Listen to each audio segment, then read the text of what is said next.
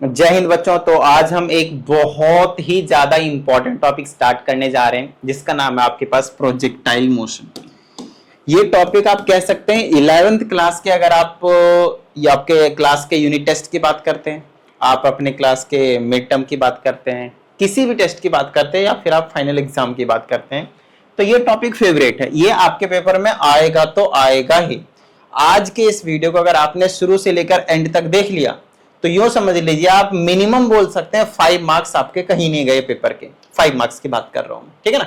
उसके बाद न्यूमेरिकल और कर लेंगे तो आपके पास हो सकता है 7, 8 इस तरह के मार्क्स जो आपके पास कंफर्म हो जाएंगे, क्योंकि यहां से आपके पास डेरिवेशन भी आता है और न्यूमेरिकल भी आता ही आता है। एक बार आप डेरिवेशन उसके कंसेप्ट अच्छे से समझ लेंगे तो आप न्यूमेरिकल भी आराम से कर पाएंगे, ठीक है। चलिए, तो आज का जो टॉपिक है उसे हम बोलते हैं प्रोजेक्टाइल मोशन, ठीक है, प्रोजेक्टाइल मोशन।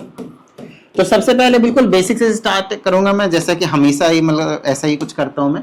तो सबसे पहले हम प्रोजेक्टाइल का मतलब समझेंगे, ठीक है, प्रोजेक्टाइल का मतलब समझेंगे। देखो भाई, प्रोजेक्टाइल का मतलब होता है कोई भी ऑब्जेक्ट या फिर कोई भी आप क्या बोल सकते हो, बॉडी। जी हाँ, ये बात बिल्कुल सही है। कई बार बच्चों को लगता नहीं कि यार प्रोजेक्टाइल का मतलब ऐसा कुछ होगा। तो प्रोजेक्टाइल क्या है? कोई ऑब्जेक्ट है या फिर कोई बॉडी है जिसे हम प्रोजेक्ट करते हैं। अब ये जिसे हम प्रोजेक्ट करते हैं क्या मतलब है सर? तो आप ऐसे बोलोगे प्रोजेक्टाइल इज एन ऑब्जेक्ट और is a body in which we project it, है ना, जिसे हम प्रोजेक्ट करते हैं। हम प्रोजेक्ट करें, प्रोजेक्शन, एक जगह से दूसरी जगह फेंकते हैं, है ना, किसी भी तरीके से प्रोजेक्ट करवाना। तो समझ में आया कि प्रोजेक्टाइल का मतलब क्या है? कोई बॉडी होगी, ऑब्जेक्ट होगी। फॉर एग्जांपल आप लोगों ने रील वगैरह में भी देखा होगा कि एक बंदे को मशीन में बिठाता है और उसमें यहां से मार देता है तो बहुत दूर जाकर गिरता है, वहां पे कुछ लगा रखा है गद्दे वद्दे का, और एग्जैक्ट उसी पे जाकर गिरता है। तो इसको बेसिकली हम क्या कहते हैं? इसी चीज को हम कहते हैं प्रोजेक्शन, है ना, प्रोजेक्टाइल मोशन, कि प्रोजेक्ट को प्रोजेक्ट कर दिया और उसके मोशन को हम एनालाइज कर रहे हैं। दूसरी चीज, जिसमें पाथ को ये फॉलो करता है, ध्यान से समझिएगा, द पाथ बहुत ज्यादा important, the path followed by projectile is called trajectory. बोलिए, याद रहेगा, इज कॉल्ड ट्रेजेक्ट्री। क्लियर है? डन है? ठीक है, चले आगे। ओके, तो ये तो बेसिक आइडिया दिया मैंने आपको कि एक्चुअली हम क्या डिस्कशन करने वाले हैं या फिर इसका क्या मीनिंग है, ठीक है। अब आते हैं हम अपने टॉपिक के ऊपर कि प्रोजेक्टाइल मोशन को हम किस तरीके से डिस्कस जो है वो करने वाले हैं। अगर हम एक्चुअल में प्रोजेक्टाइल मोशन की बात करते हैं तो यहां पे हम कुछ इस तरह से जो है वो डिस्कशन जो है वो करने वाले हैं, ध्यान से समझिएगा। हम यहाँ पे दो तरह के प्रोजेक्टाइल मोशन पढ़ेंगे। जो पहला वाला होने वाला वो होगा हॉरिजॉन्टल प्रोजेक्शन। सबसे पहले हम हॉरिजॉन्टल वाला ही डिस्कस करेंगे, ध्यान से समझिएगा। हम जो डिस्कस कर रहे हैं वो हमारे पास है हॉरिजॉन्टल प्रोजेक्शन। हम जो डिस्कस करने वाले हैं वो है हमारे पास हॉरिजॉन्टल प्रोजेक्शन, ठीक है। हॉरिजॉन्टल प्रोजेक्शन का क्या मतलब है? तो हॉरिजॉन्टल प्रोजेक्शन का मतलब होता है आपने कुछ इस तरह से एक बॉडी को, एक ऑब्जेक्ट को प्रोजेक्ट किया है, फेंका है इस तरह से। बिल्कुल हॉरिजॉन्टली की बात कर रहा हूं मैं, ना ही मैं किसी एंगल की बात कर रहा हूं, ना ही मैं वर्टिकल की बात कर रहा हूं। 3 तरह के चीजें आपको देखने को मिलेंगे। पहली चीज हॉरिजॉन्टल हो गया, दूसरी चीज वर्टिकल हो गई। देखो, वर्टिकल वाली तो कोई कहानी है ही नहीं, सही बताऊं तो। अगर मैं वर्टिकल प्रोजेक्शन की बात करता हूं, और तीसरा होता है आपके पास एंगुलर प्रोजेक्शन। एंगुलर प्रोजेक्शन, ये 3 तरह के प्रोजेक्शन हमारे फिजिक्स में। मोशन इन स्ट्रेट लाइन में आपने ये वाली चीज कर ली है, मोशन इन स्ट्रेट लाइन में आपने ये वाली चीज कर ली है, वर्टिकल प्रोजेक्शन। देखो, अगर आपने एक बॉडी को डायरेक्टली इस तरीके से नीचे छोड़ दिया या फिर नीचे से ऊपर फेंका है आपने एग्जैक्ट बिल्कुल स्ट्रेट लाइन में, तो मोशन इन स्ट्रेट लाइन हो गया। वो समझ में आ रही बात? 1 डायमेंशन वाली बात आ गई। तो वो आपके पास मोशन इन स्ट्रेट लाइन में ये चीज कवर हो चुकी है। अब हम हॉरिजॉन्टल प्रोजेक्शन पढ़ेंगे। बोलोगे सर हॉरिजॉन्टल प्रोजेक्शन तो एक डायरेक्शन में, तो ये भी तो मोशन इन 1 डायरेक्शन में हो चुका है। समझाते हैं, ध्यान से समझना। जो हमने मोशन इन स्ट्रेट लाइन में किया है ना, हॉरिजॉन्टल प्रोजेक्शन, वो नॉर्मल ग्राउंड पे था कि एक जगह से दूसरी जगह गए और 1 डायमेंशन में गए, तो वो मोशन इन स्ट्रेट लाइन हो गया। बट एक्चुअल में अब हम यहाँ पे 2 डायमेंशन में पढ़ेंगे हॉरिजॉन्टल प्रोजेक्शन। और ये वर्टिकल प्रोजेक्शन भी आप कह सकते हैं, जिसे हम एंगुलर प्रोजेक्शन बोलेंगे। ये 2 डायरेक्शन में है ना। टू एक्सिस में हम पढ़ने वाले हैं, 2D प्लेन में, बेसिकली प्लेन में हम पढ़ने वाले। चैप्टर का नाम आपके पास मोशन इन अ प्लेन, तो जितनी भी बातें करेंगे हम 2 एक्सिस की बात करेंगे भाई, प्लेन की बात करेंगे। समझ में आ रही बात? तो ये जो हॉरिजॉन्टल प्रोजेक्शन है, जैसे मैंने ऐसे फेंका तो क्या वो सिर्फ एक्स एक्सिस में रहेगा? नहीं रहेगा, थोड़ा सा आगे जाते ही वाई एक्सिस में भी जाना शुरू कर देगा। दूसरी चीज एंगुलर प्रोजेक्शन, मतलब किसी एंगल पे फेंका, जैसे आपने वो जॉवलिन थ्रो देखा होगा, है ना, जेवलिन थ्रो जो होता है आपके पास, तो जेवलिन थ्रो में क्या, जैसे नीरज चोपड़ा हमारे, तो इस तरह से फेंकते हैं, तो एक यहां से किसी एंगल पे हमने फेंका, एग्जैक्ट ऊपर नहीं फेंका, एग्जैक्ट हॉरिजॉन्टली नहीं फेंका, किसी एंगल पे फेंका, तो एंगुलर प्रोजेक्शन का एग्जांपल हो गया। हम आपको इसमें सिखाएंगे भी तो कितने एंगल पे आपको फेंकना है कि मैक्सिमम डिस्टेंस को कवर कर पाएंगे। और जितने भी ट्रेनर्स होते हैं और जो भी जेवलिन थ्रो करने वाले होते हैं उनको उसी एंगल पे फेंकने की प्रैक्टिस करवाई जाती है, चीजें को उसी हिसाब से ट्रेनिंग दी जाती है। अरे ना समझ में? तो ये सारी कहानी आज का हमारा जो टॉपिक है वो रहने वाला है। तो हम स्टार्ट करते हैं सबसे पहले हॉरिजॉन्टल प्रोजेक्शन से, ठीक है, उसके बाद हम करवा देंगे आपको एंगुलर प्रोजेक्शन, और ये हम मोशन इन स्ट्रेट लाइन में कर चुके हैं। तो आइए सबसे पहले स्टार्ट करते हैं हॉरिजॉन्टल प्रोजेक्शन। तो अगर मैं हॉरिजॉन्टल प्रोजेक्शन की बात करूं तो इसमें सबसे पहले आपको यह चीज समझना पड़ेगा कि एक जो ऑब्जेक्ट है उसे आप किस तरह से थ्रो कर रहे हैं, कहां पे जा रहा है, उसका क्या पाथ है। अच्छा, अब यहां पे पाथ का नाम भी पूछा जाता है आपके, जो ट्रेजेक्ट्री होती है किसी भी ऑब्जेक्ट को जब आप थ्रो करते हैं तो उस ट्रेजेक्ट्री का एग्जैक्ट नाम क्या है वो चीज भी आपसे पूछी जाती है। वो सारी चीजें हम आपको यहाँ पे समझाएंगे, बताएंगे, तो उसकी टेंशन मत लीजिए। आइए समझते हैं इस चीज को। तो ये मेरा वाई एक्सिस है और ये मेरे पास एक्स एक्सिस है, ठीक है, एक्स एक्सिस और वाई एक्सिस। मान लेते हैं जैसे मैं यहां हूं तो एग्जैक्ट ग्राउंड से तो हॉरिजॉन्टली थ्रो नहीं कर रहा हूं, तो मोशन इन स्ट्रेट लाइन हो जाएगा। थोड़ा सा ऊपर आकर ऐसे हॉरिजॉन्टली आपको फेंकना पड़ेगा, थ्रो करना पड़ेगा, प्रोजेक्ट करना पड़ेगा, तब जाकर ये 2 डायमेंशन। अच्छा, यहां से अगर मैं थोड़ी सी हाइट से अगर मैं फेंकता हूं तो मेरा जो पाथ फॉलो होगा वो ये वाला पाथ फॉलो होगा। बोलो हाँ या नहीं, ये वाला पाथ फॉलो होगा या नहीं, बस मुझे ये बता देना भाई। क्या आप इस तरह से अगर फेंकते हो तो क्या ये ऐसे ही ट्रेवल करेगा? नहीं करेगा। ये जो पाथ फॉलो करेगा वो कौन सा पाथ फॉलो करेगा? ये वाला पाथ को फॉलो करेगा। बता दो मुझे, किसी भी तरह की यहां पे अगर कोई भी प्रॉब्लम हो तो ये बता दो मुझे, ठीक है। चलो, तो यहां पे हमें कुछ लाइनें लिखनी होती है। देखो, अगर आप क्लास 11th के एग्जैक्ट की बात करते हैं कि आपको लिखना कैसे होता है, तो आपको यहां पे लिखना पड़ेगा लेट, ध्यान समझिएगा, यहां पे आपको चीजों को मेंशन करनी पड़ती है। Let a projectile is projected horizontally from a height h। तो ये वाली जो है हाइट, इतनी हाइट से हमने क्या किया हुआ है, एक प्रोजेक्टाइल को प्रोजेक्ट किया हुआ है, ठीक है ना। और उसके बाद आप बोल सकते हैं let it strikes the ground eight point, कुछ भी आप नाम दे सकते हैं, कोई दिक्कत वाली बात नहीं, वो घर की बात है, हमने, है ना। तो हमने ए का नाम दे दिया। लेट से हमने बी से मतलब फेंका हुआ था, तो वो तो कोई दिक्कत वाली बात है, आप यहाँ ये लिखें यहाँ भी लिखें, उससे कुछ भी फर्क नहीं पड़ेगा। उसके बाद यहाँ पे लिखोगे from A height h with initial velocity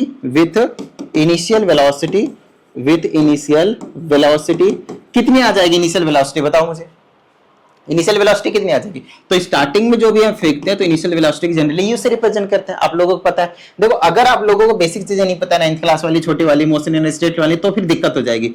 first equation of motion u plus at, है ना। सेकेंड इक्वेशन ऑफ मोशन जो कि यहाँ पे बिल्कुल बहुत ही ज्यादा यूज होने वाला है, and third equation of motion.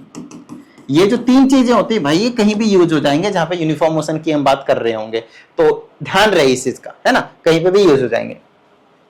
तो ये वैसे ही नहीं बताते हम आपको कि भाई बहुत ज्यादा इंपॉर्टेंट है बेटा, कर लो, ऐसे नहीं बताते, बहुत ज्यादा इंपॉर्टेंट होते हैं इसलिए बताते हैं ताकि बाकी चैप्टरों में आप लोगों को कोई प्रॉब्लम ना हो। तो ये जो चीजें होती है ना, लिखने के होते हैं और इनके आपके मार्क्स होते हैं, रिप्रेजेंटेशन के मार्क्स होते हैं, इन चीजों के आपको मार्क्स मिलते हैं। तो जब भी कभी एक डेरिवेशन आया तो फर्स्ट ऑफ ऑल आपका जो काम होता है वो ये होता है, कुछ टॉपिक से रिलेटेड जो भी बेसिक चीजें होती है वो आपको उसमें मेंशन करनी होती है। फिर आपको एक प्रॉपर फिगर जो है उससे रिलेटेड अगर है तो बनाना, इसमें तो बिना फिगर का तो भाई भूल जाओ कि आपको मार्क्स मिलने वाले हैं, ध्यान रहे इस चीज का, ठीक है ना। 3 मार्क्स का होगा तो 1 मार्क्स पकड़ा के बेटा बोलेंगे जाओ लॉलीपॉप खा लेना, और लॉलीपॉप भी नहीं खा पाओगे 1 मार्क्स में, समझ रहे हो, ये चीज है।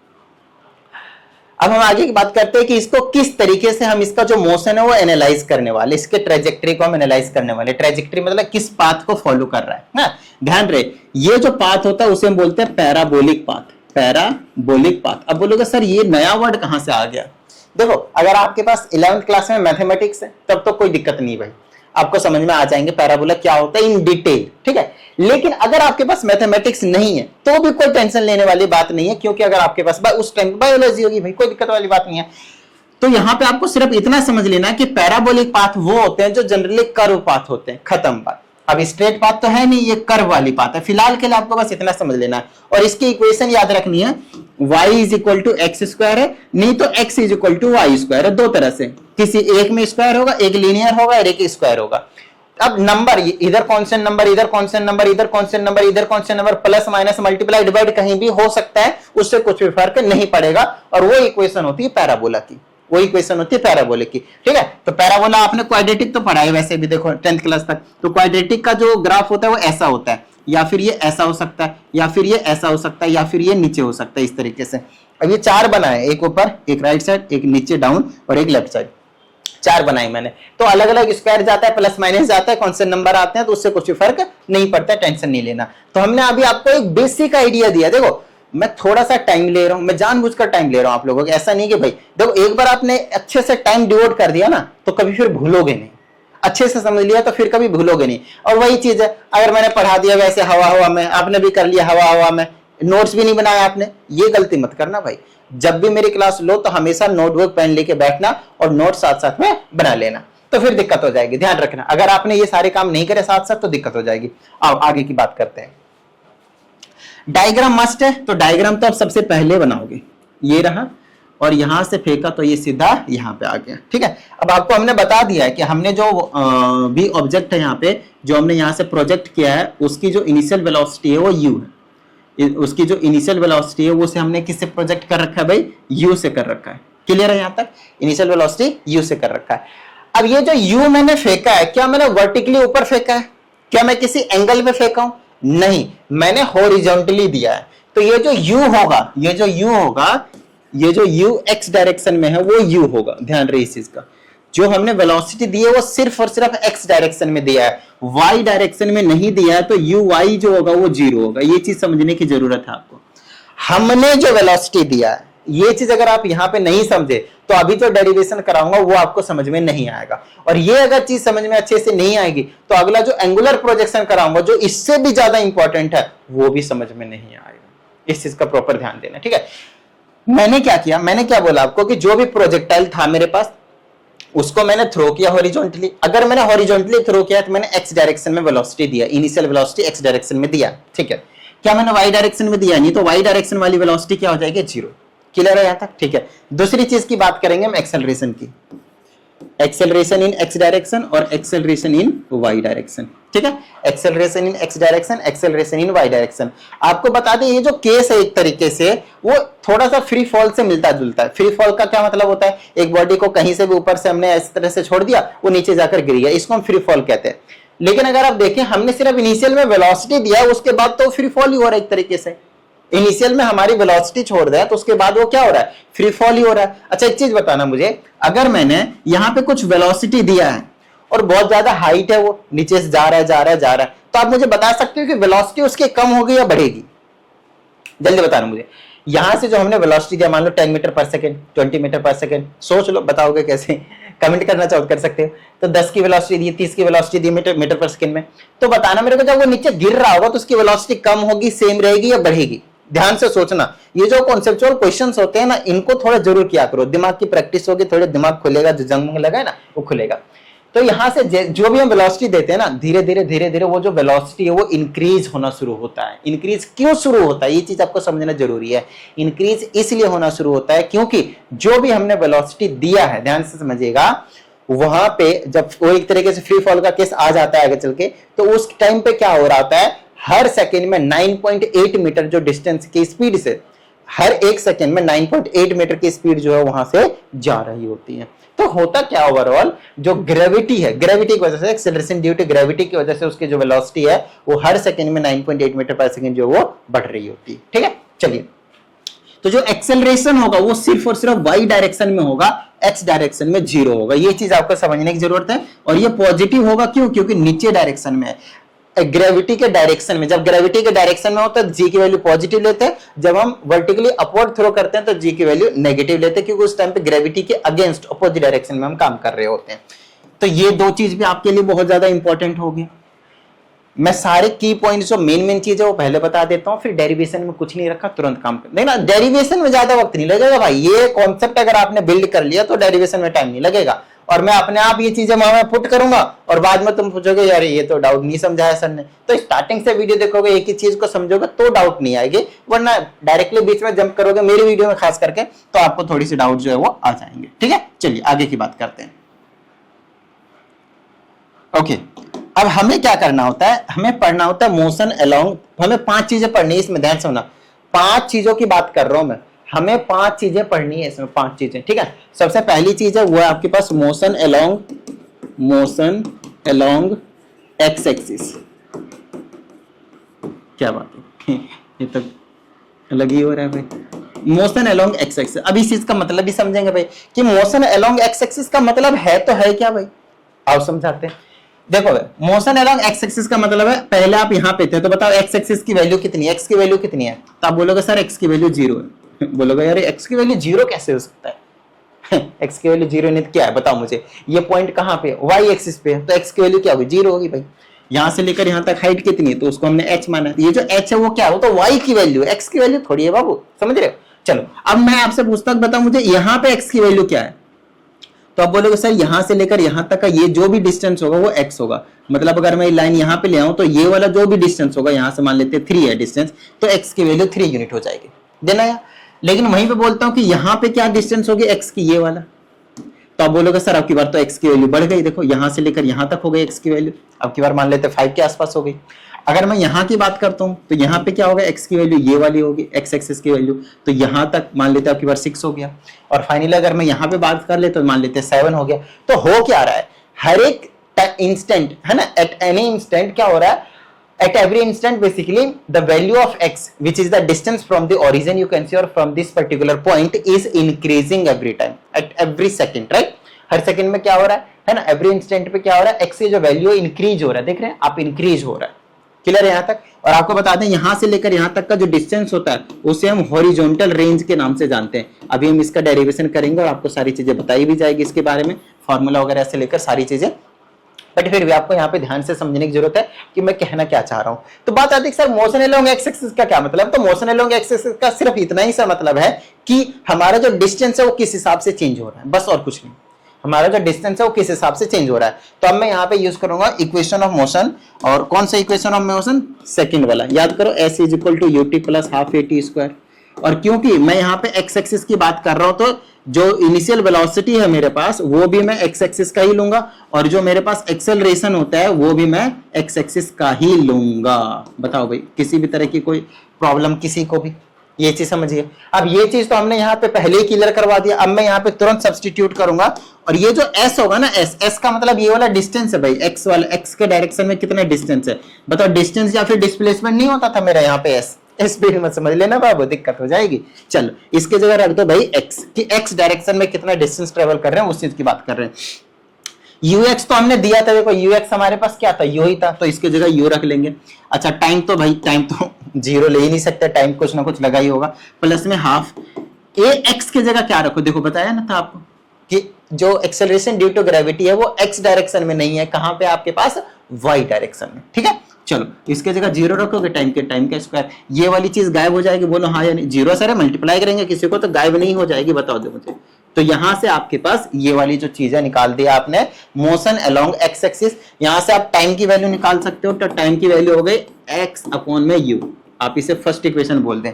देखो यहां से टाइम की वैल्यू निकालेंगे, u इधर चला जाएगा डिवाइड में, तो x के नीचे u आ जाएगा और वो टाइम की वैल्यू निकल गई आपके पास। ये इस वाले रिलेशन का अभी हम आगे यूज करेंगे, तो इस चीज को तो बेहतरीन तरीके से समझ लेना है, ठीक है। चलो यही करा देता हूं इसको, तो ध्यान से समझिएगा। अब एक चीज करवाना था मुझे और वो मैंने करवा दिया। अब इसी में मैं दूसरा चीज, मैं आपको टोटल 5 चीजें सिखाऊंगा इसमें, हॉरिजॉन्टल प्रोजेक्शन में आपको मैं टोटल 5 चीजें समझाऊंगा। क्या क्या समझाऊंगा सर, तो पहला क्या क्या समझाओगे सर, तो उसमें से पहला जो था ये था मोशन अलोंग एक्स एक्सिस। वो हमने आपको बताया कि आप यहाँ पे क्या करेंगे, आप इनिशियल वेलोसिटी लिखो, ध्यान समझना, इनिशियल वेलोसिटी लिखो, आप ये टाइम बता दो, तो दोनों को मल्टीप्लाई करते हैं, आप एक्स एक्सिस के किस पॉइंट पे जाना चाहते हो वो चीज आपको पता चल जाएगा। ठीक है, दूसरी चीज, अब हम मोशन अलोंग वाई एक्सिस पढ़ने वाले, इसी में बताएंगे हम आपको मोशन अलोंग वाई एक्सिस। ये दूसरी चीज है हमारे पास, और ये बहुत ज्यादा इंपॉर्टेंट चीज है, मोशन अलोंग वाई एक्सिस। यहां से एक क्वेश्चन बनता है जो कई बार पूछा भी गया, मोशन अलोंग वाई एक्सिस, और ये चीज हम आपको बताएंगे।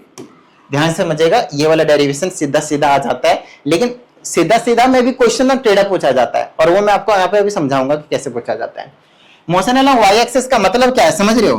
मोशन अलोंग वाई एक्सिस का मतलब है कि जो वाई की जो वैल्यू है, ये जो हाइट है, वो कैसे चेंज हो रहा है, ये जो y की वैल्यू है वो कैसे चेंज हो रहा है, ये क्वेश्चन पूछा जाता है। जैसे पहले ये वाली हाइट है, ये y एक्सिस है या फिर हाइट बोलो, ये कैसे चेंज हो रहा है। अगर मैं इस वाले पॉइंट की बात करता हूं तो x की वैल्यू सॉरी y की वैल्यू सिर्फ इतना, ये वाला, तो ये बहुत ज्यादा है, देखो मैक्सिमम है।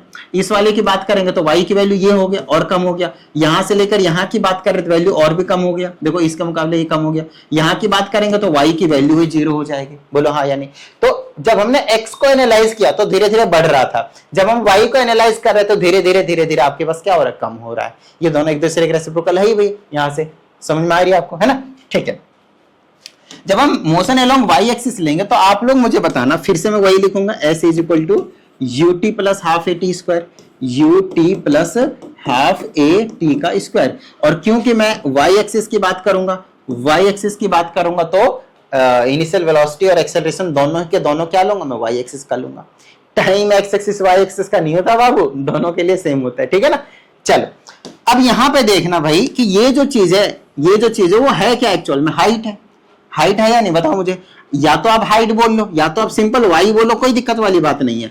अच्छा uy क्या होगा, ये देखो हमने आपको यहाँ पे पहले ही बता दिया uy क्या होगा, देखो uy क्या होगा, 0 होगा, है ना? तो इसीलिए मेरी वाली वीडियो को ना बिल्कुल स्टार्टिंग से देखना, डायरेक्टली बीच में आके समझ लो, सोचते हो कि भाई ये चीज समझ में आ जाएगी तो थोड़ी दिक्कत होगी भाई, समस्या है, ठीक है ना? चलो तो इसके जगह 0 हो जाएगा, बोलो 0 इंटू में t कर दूंगा, बीच में प्लस हाफ। अच्छा ए वाई की वैल्यू बताया हुआ था अभी मैंने ऊपर बताना, प्लस जी था, याद आया है ना? और इंटू में टाइम का स्क्वायर, ये चीज गायब हो गई, तो y की वैल्यू क्या आया, हाफ जी टी का स्क्वायर। बोलो हाँ या नहीं? यहां तक किसी भी तरह की कोई प्रॉब्लम है तो बता दो मुझे, यहां तक किसी भी तरह की कोई प्रॉब्लम है तो वो बता दो मुझे, फिर हम आगे बढ़ते हैं। कैसे बताओगे यार, मैं तो ऑफलाइन क्लास समझ लेता हूँ, फिर बच्चे मुझे बता भी देते, तुम लोग कैसे बताओगे? चलो अब ध्यान समझना, हमें प्रूव करना है। चलो प्रूव क्या, मैं आपको पहले समझाता हूँ। ये जो t की वैल्यू आपको बताया x एक्सिस y दोनों के लिए सेम रहता है, तो t की वैल्यू यहां से उठाओ और इस वाले इक्वेशन में पटक दो। तो क्या था, x बाई यू ही तो था ना, तो y इज इक्वल टू 1/2 और g इंटू में इसके जगह रख दो x बाई यू और इसके जगह रख दो स्क्वायर, ठीक है? टाइम यहां से हमने वैल्यू उठाया t की x बाई यू और यहाँ पे हमने रख दिया और इसका स्क्वायर था तो स्क्वायर कर दिया। फिर ये लिख दूंगा मैं y is equal to 1/2 g, यहाँ पे मैं x का स्क्वायर भी कर सकता हूँ और यहाँ पे मैं u का स्क्वायर भी कर सकता हूँ, किसी भी तरह की कोई प्रॉब्लम भाई, आसान है। चलो आगे की बात करते हैं। अब यहाँ पे बात करेंगे तो ये हो जाएगा मेरे पास, ध्यान से समझिएगा, यहाँ पे मैं एक छोटा सा काम कर रहा हूँ। देखो 1/2 तो कांस्टेंट नंबर है ही, g की वैल्यू तो कांस्टेंट है ही, आपने जो भी वेलोसिटी से फेंका होगा वो तो कांस्टेंट ही रहना, वो तो चेंज नहीं होगा भाई। आपके हॉरिजॉन्टल वेलोसिटी की बात कर रहा हूं तो ये आपके पास u फिक्स है, तो ये तीनों चीज जितने भी है वो कांस्टेंट नंबर है, तो इन सभी को मैंने k बोल दिया, कुछ और बोलो मर्जी है, x y छोड़कर। तो ये हो गया मेरे पास x की स्क्वायर बचा, क्योंकि x और y तो वेरिएबल है, आप देख रहे हैं टाइम के साथ बढ़ रहा है, एक घट रहा है, एक बढ़ रहा है, एक घट रहा है ना? तो ये y is equal to x की स्क्वायर आया। अब आप लोग मुझे बताना, यहाँ पे जो मैंने आप लोगों को समझाया था कि सर पैराबोला का मतलब होता है y is equal to x square या फिर x is equal to y square. हमने आपको बोला था कि यहाँ भी हो सकता है, कि यहाँ भी हो सकता है, यहाँ प्लस माइनस में कुछ और हो सकता है, p मान लो, नंबर p नंबर की बात करो, कौन से नंबर की बात कर रहे हो सकता है, कोई दिक्कत वाली बात नहीं उसमें, तो उससे हमें कोई समस्या नहीं है भाई। तो बताओ मुझे कि ये पैराबोला बना या नहीं बना, y इज इक्वल टू के एक्स की स्क्वायर जो पैराबोला बना या नहीं बना, बस मुझे आप लोग ये बता दो। और हमने आपको बताया क्या कि ये जो पाथ फॉलो करेगा यहां से लेकर यहां तक वो पैराबोलिक पाथ ही तो होता है। तो आप समझो कि यहाँ पे क्वेश्चन क्या पूछा जाता है, क्वेश्चन पूछा जाता है कि prove that the trajectory of a projectile in a plane follows parabolic path. ये क्वेश्चन आपसे पूछा जाता है, तो उस टाइम पे आपको ये भी करना पड़ेगा और ये भी करना पड़ेगा।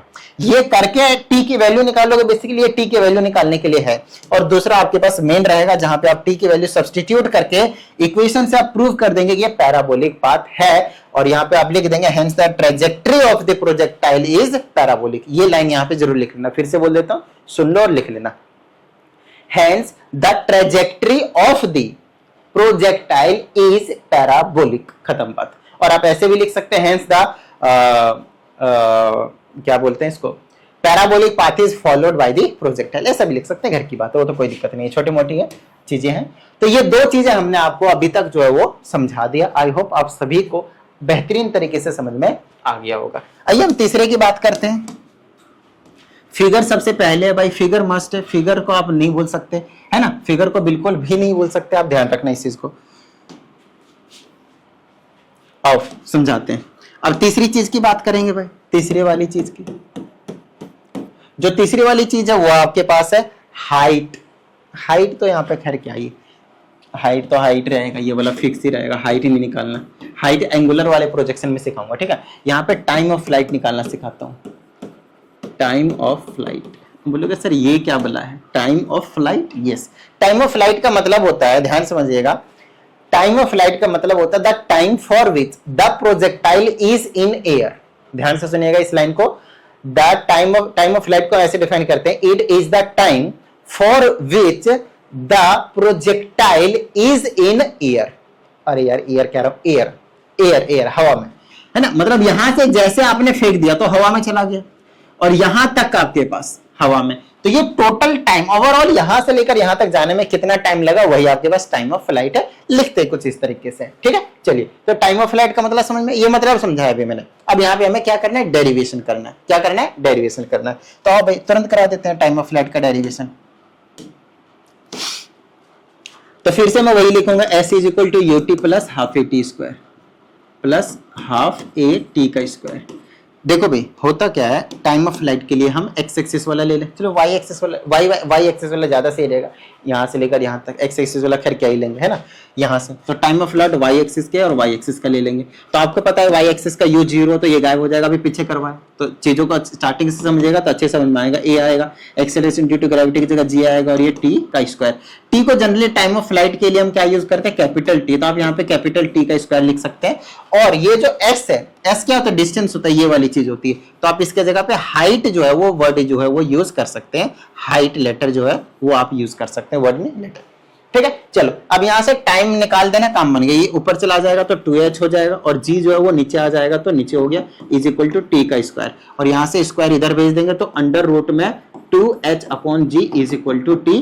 तो this is the time of flight. Derivation नहीं है बाबू ज्यादा कुछ मुश्किल वाले काम, डेरिवेशन सारे आपके पास आसान है। प्रॉब्लम कहां पे आती है, कंसेप्ट में। प्रॉब्लम कहां आती है, कहां ux को 0 पुट करें, कहां uy को 0 पुट करें, कहां ax को 0 पुट करें, कहां ay को 0 पुट करें। इसमें अलग होता है, एंगुलर प्रोजेक्शन में अलग होता है। बच्चे कंफ्यूज हो जाते हैं, और जब तक वो कॉन्सेप्ट को नहीं समझेंगे, जब तक वो बेसिक चीजों को नहीं देखेंगे, तब तक उन्हें समझ में नहीं आएगा, गारंटी है। आइए, तो ये कहानी हो गई आपके पास तीसरे पार्ट की। मैंने आपसे क्या बोला था, आपको मैं सिर्फ और सिर्फ 5 चीजें कराऊंगा, जिसमें से 3 चीजें मैं आपको करवा चुका हूं। आइए तीसरी चीज के बाद हम चौथी चीज के पास चले जाते हैं, और वो जो चौथा है उसे हम बोलते हैं हॉरिजॉन्टल रेंज। क्या बोलते हैं हम, हॉरिजॉन्टल रेंज। देखो हॉरिजॉन्टल रेंज का मतलब क्या है, डायग्राम से समझा। ये सीधा यहां आ गया। अगर हमने यहां से किसी भी प्रोजेक्टाइल का प्रोजेक्ट किया है, यहां से आकर कहां जाएगा, यहां पे आएगा। तो हॉरिजॉन्टल रेंज का मतलब होता है, डेफिनेशन लिखना चाहते आप लिख सकते हैं, the maximum distance covered in x direction, in x axis basically. तो एक्स डायरेक्शन में यहां पे करेगा क्या, ये वाला छोटा डिस्टेंस है, मैक्सिमम डिस्टेंस यहां तक होगा। तो यहां से लेकर यहां तक को हम कहते हैं हॉरिजॉन्टल रेंज, ठीक है। आर से रेंज होता है, तो हॉरिजॉन्टल की बात करते हैं मैक्सिमम के लिए, तो उसे हम हॉरिजॉन्टल रेंज के नाम से जानते हैं। क्या यहां तक किसी भी इस तरह की कोई समस्या किसी को भी बता दो, फटाफट जल्दी से बता दो भाई, कोई समस्या नहीं है, डन है, क्लियर है, ओके डन। नेक्स्ट, अब ये हॉरिजॉन्टल रेंज सर निकलेगा कैसे, तो आपको अभी अभी मैंने क्या बताया था, एक्स डायरेक्शन वाला लेंगे, s is equal to u x, horizontal range के लिए तो यही लेंगे ना भाई, टी का स्क्वायर। तो आपको अभी समझा ही रखा है कि ये वैल्यू 0 हो जाएगी क्योंकि ए एक्स की वैल्यू 0 है, क्योंकि आपके पास ए एक्स की जो वैल्यू है वो आपके पास 0 है, तो ये जो आपके पास 0 हो गया, तो बचा क्या यू एक्स टी।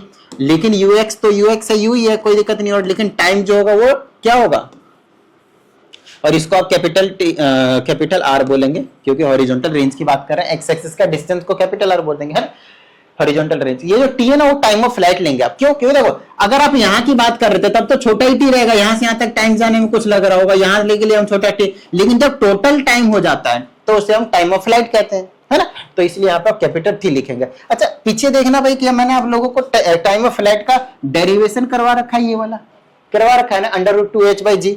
तो हॉरिजॉन्टल रेंज में लाकर पटक दो ना बाबू, क्या जा रहा है आपका, तो u की जगह u रख दो और टाइम की जगह पे √2h/g रख दो। बोलो कोई समस्या, किसी को कोई प्रॉब्लम भाई। ये आपका हॉरिजॉन्टल रेंज जो है वो आपने डराइव कर दिया, ये जो आपके पास हॉरिजॉन्टल रेंज है वो आपने डराइव कर दिया। कोई समस्या भाई बता दो फटाफट। ये 4 चीजें हो गई भाई, एक चीज और रह गई सर, ये अब कौन सी चीज रह गई, ये अब कौन सी चीज रह गई, अब रह गया आपके पास वेलोसिटी। अब बोलोगे सिर्फ वेलोसिटी, वेलोसिटी तो आपने भेजा है, वेलोसिटी हम निकालना चाह रहे हैं अब eight any instant, eight any instant. हम जो वेलोसिटी निकालना चाह रहे हैं वो एट एनी इंस्टेंट है। अब बोलोगे सर ये एट एनी इंस्टेंट कैसे वेलोसिटी निकालोगे, कुछ समझ नहीं आ रहा है। और थोड़ा सा डायग्राम से समझाते हैं आपको। यहां से हमने फेंका, यहां पे चला गया, नीचे नहीं चला गया, ऊपर ही रहा, यहां तक रहा है, ग्राउंड में ठप मार दिया, जमीन के अंदर नहीं घुसा है, ठीक है। अब देखो हमने जो टाइम जो वेलोसिटी दिया था वो u दिया था, कोई दिक्कत नहीं है। क्या आप इस चीज को मानते हैं कि जो हॉरिजॉन्टल वेलोसिटी गया है वो तो है ही, कोई दिक्कत वाली बात नहीं है, लेकिन कुछ टाइम के बाद ये सिर्फ x डायरेक्शन में था, लेकिन क्या यहां पे जो भी वेलोसिटी होगा क्या वो सिर्फ और सिर्फ x डायरेक्शन में होगा, क्या वो सिर्फ और सिर्फ x डायरेक्शन में होगा, नहीं होगा, वो x डायरेक्शन में भी होगी कुछ ना कुछ वेलोसिटी, और कुछ ना कुछ वेलोसिटी y डायरेक्शन में भी होगा। भाई बताओ यहां तक समझ में आई बात, x डायरेक्शन में भी होगा और y डायरेक्शन में भी होगा, तो बस वही काम हमें यहाँ पे करना है और कुछ नहीं, खत्म बात, डन, ठीक है। चलो तो यहां पे हम वही काम करने वाले हैं भाई, फटाफट देख लो। तो यहां पे ये जो वेलोसिटी होगी वो इस वाले डायरेक्शन में होगी, बोलो हाँ या नहीं।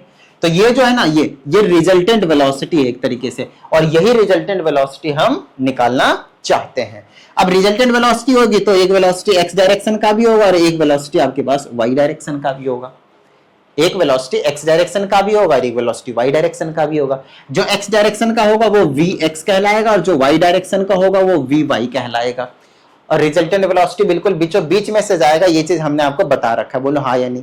ये चीज हमने आपको बता रखा है भाई, कहाँ पे, पिछले वाले में, जब parallelogram law of vector addition करा रहा था तो उस वाले में से, है ना। आप इसको शिफ्ट करके यहाँ, इसको शिफ्ट करके यहाँ पैरेललोग्राम बना लीजिए, बिल्कुल बीचों बीच में से जाएगा, वो डायगोनल होगा और डायगोनल ही रिजल्टेंट आपके पास वेलोसिटी का काम करेगा। भाई वेलोसिटी तो एक नाम है, रिजल्टेंट किसी भी चीज का हो सकता है, जो भी वेक्टर क्वांटिटी होते हैं, कोई सा भी कुछ भी हो सकता है। आप लोगों को क्या लगता है कि r इज इक्वल टू जो अंडर रूट में हमने आपको सिखाया है ट्रायंगल लॉ और पैरेललोग्राम लॉ में, वो जो ये चीज होती है 2ab cos थीटा, आप लोगों को क्या लगता है यहाँ पे a क्या है, यहाँ पे जो a है और b है वो आपको लोगों को क्या लग रहा है, क्या है यहाँ पे। तो भाई यहाँ पे ये वेलोसिटी हो सकता है, डिस्प्लेसमेंट हो सकता है, फोर्स हो सकता है, कुछ भी हो सकता है। जरूरी नहीं है कि भाई एक चीज के लिए फिक्स है फॉर्मूला, ये फॉर्मूला आप कई जगह पे देखेंगे। आपको बता दूं मैं क्लास 12 में आपके पास फर्स्ट चैप्टर आएगा फिजिक्स का, जिसका नाम है आपके पास इलेक्ट्रिक चार्जेस एंड फील्ड्स। उस वाले में आप रिजल्टेंट फोर्स निकालने के लिए आप इसी फॉर्मूले का यूज करने वाले हैं, ठीक, इसी फॉर्मूले, एग्जैक्ट फॉर्मूले का यूज करने वाले हैं। तो बहुत ज्यादा इंपॉर्टेंट है भाई, अरे बस में बहुत ज्यादा इंपॉर्टेंट है, ठीक है। चलो आगे की बात करते हैं, यहां की बात करते हैं। तो ये हमारे पास रिजल्टेंट वेलोसिटी हुआ। अच्छा रिजल्टेंट वेलोसिटी कैसे निकलेगा भाई, तो इस वाले को मैं शिफ्ट करके, ये रिजल्टेंट वेलोसिटी इसको शिफ्ट कर देता हूं, यहाँ पे आपको पता है वेक्टर क्वांटिटी है, और ये जो वेक्टर, ये वाला रिजल्टेंट है वो बिल्कुल 100% दोनों के टेल से निकलेगा, पता है आपको। तो टेल से निकलेगा तो रिजल्टेंट हो गया, तो ये वाला Vx हो गया और ये Vy यहाँ आ गया, है ना। तो Vx Vy ये 90 डिग्री हो गया, तो पाइथागोरस लगा दो, क्या आ जाएगा, Vr का square is equal to Vx का स्क्वायर प्लस में Vy का स्क्वायर। बोलो कोई समस्या इसमें, नॉर्मल है, हमें वी आर निकालना था तो हम वी आर निकाल देंगे, तो अंडर रूट में वी एक्स का स्क्वायर हो जाएगा और प्लस में वी वाई का स्क्वायर हो जाएगा। बस यही चीज आपसे पूछा था, लेकिन इसमें थोड़ा सा और काम कर सकते हैं जो हमारे बस की है, और वो क्या, हमारे पास रिजल्टेंट वेलोसिटी के लिए वी एक्स तो यू ही था आपके पास। क्यों? अरे स्टार्टिंग में हमने वेलोसिटी क्या दिया था एक्स के डायरेक्शन में, एक्स के डायरेक्शन में हमने यू ही तो दिया, कुछ अलग थोड़ी दिया है बाबू, ठीक है, प्लस। लेकिन वाई डायरेक्शन में कितनी वेलोसिटी होगी, क्या आपको बता सकते हैं मुझे? वाई डायरेक्शन में आप बता ही नहीं सकते, लेकिन हम निकाल सकते हैं। अब बोलोगे कैसे निकालेंगे सर, आओ समझाता हूं। आप इसको निकाल सकते हैं v is equal to u plus a t से। कैसे? वी वाई हम निकालना चाहते हैं, इनिशियल वेलोसिटी आपके पास 0 है, आपको बता रखा है एक्स डायरेक्शन के लिए, है ना। इनिशियल वेलोसिटी तो हमने सिर्फ एक्स डायरेक्शन में दिया है ना, इसीलिए उसको 0 ले रहा हूं।